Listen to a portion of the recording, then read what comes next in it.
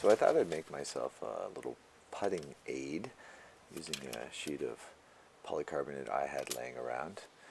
Just wanted to measure it and make sure it was square before I started.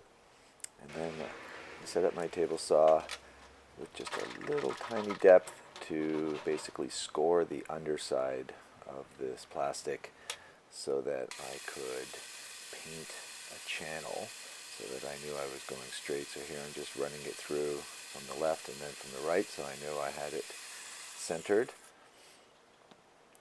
And there you can see that it's just nicked the underside, so it's not really weakening the piece of plastic, but it will trap some paint there for me. So I measured my golf ball so that I could create a little channel also on the underside so that I knew when my golf ball would be sitting in the center. This is a little bit of a dangerous cup, but I just wanted to groove it so that it only went from the top. So there you can see those score lines on the underside. And the golf ball fits perfectly, so when you're looking at it from above, the ball should be just in between those lines. And these will be the little bearings that will make the gate that the ball passes through. So here I'm scoring a few lines with the pencil and just punching out where I'm going to drill where those little bearings can sit into some holes.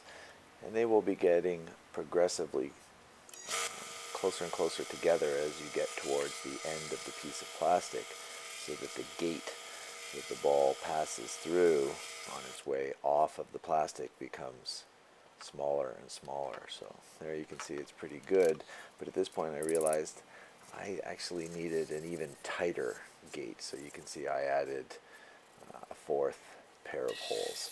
So there was some paint just so that my line will be visible when I have this sitting on top of the putting green. Here I am just taking away a little bit of plastic and smoothing out the sides, and then peeling off the plastic. Left some pretty nice paint lines, and then you can see on the top side there's no grooves at all, so it's not like the ball will be running down that channel. That channel will be on the underside. Not a very good roller on top of my workbench, but hopefully a little better putter. So there you can see if it is not tracking straight towards the hole, it'll knock into one of the bearings. But if you can line it up and follow through with your putt on target, it should exit the piece of plastic and leave the bearings in place. If there's some break, you just point it where you want it to start and then allow the ball